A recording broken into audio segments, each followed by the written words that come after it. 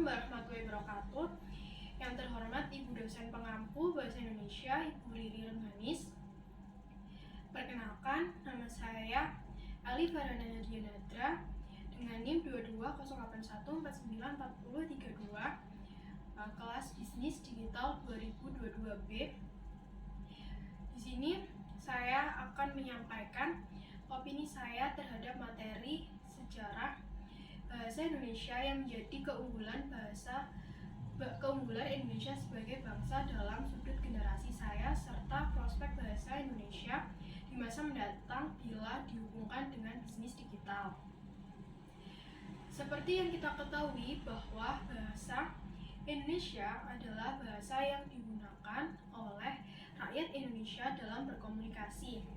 Bahasa Indonesia menjadi identitas bangsa Indonesia sebelum resmi menjadi bahasa nasional. Bahasa Indonesia dikenal sebagai bahasa Melayu.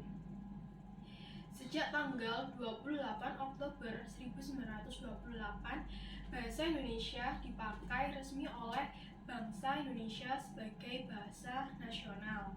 Peneliti lebih lanjut yang dilakukan oleh para ahli menemukan bahwa bahasa Austronesia itu juga mempunyai hubungan kekeluargaan dengan bahasa-bahasa yang dipergunakan di daratan Asia Tenggara. Sudah sejak dulu kala, bahasa Indonesia atau bahasa Melayu itu dikenal oleh penduduk daerah yang bahasa sehari-harinya bukan bahasa Indonesia atau bahasa Melayu. Hal tersebut dibuktikan oleh adanya beberapa prasasti yang ditemukan di daerah-daerah yang bahasa sehari-harinya penduduk bukan bahasa Indonesia atau bahasa Melayu.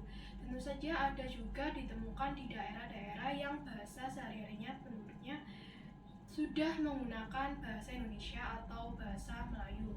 Sejarah perkembangan bahasa Indonesia dapat dibuktikan dengan adanya prasasti Kedukaan, Bukit Talang Tuwuh, Kota Kapur, Karah Barahi, Nur dan Huygen van Lieshoten, pelaut Belanda yang berusia 60 tahun kemudian berlayar ke Indonesia, mengatakan bahwa bahasa Melayu bukan saja sangat harum namanya, tetapi juga dianggap bahasa yang terhormat di antara bahasa-bahasa negara timur. Hal tersebut dapat dibandingkan dengan orang yang tidak dapat atau tidak tahu bahasa. Bahasa Indonesia memiliki kedudukan sebagai bahasa nasional dan sebagai bahasa negara Indonesia.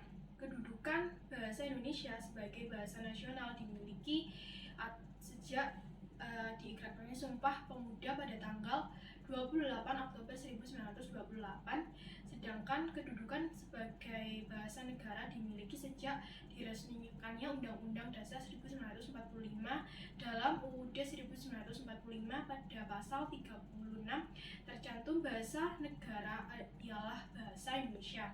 Di era sekarang, bahasa Indonesia sebagai alat penembang kebudayaan nasional, ilmu pengetahuan, dan teknologi. Bahasa Indonesia adalah salah satunya bahasa yang digunakan untuk membina dan mengembangkan kebudayaan nasional yang memiliki ciri-ciri dan identitas sendiri.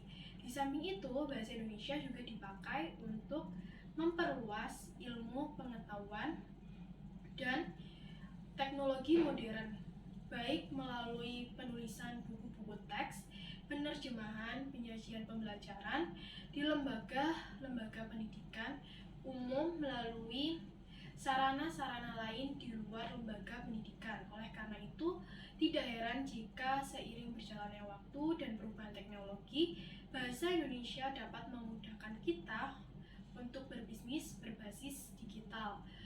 Dan oleh karena itu juga tidak heran jika banyak UMKM yang sukses usahanya dikarenakan mereka menjual produk melalui platform digital. Bahasa Indonesia memudahkan kita dalam berkomunikasi di platform digital agar tidak ada kesalahpahaman dalam berkomunikasi antara penjual dan pembeli. karena bahasa Indonesia termasuk ke dalam bahasa nasional bangsa Indonesia. Sekian narasi dari saya, mohon maaf bila ada salah kata. Wassalamualaikum warahmatullahi wabarakatuh.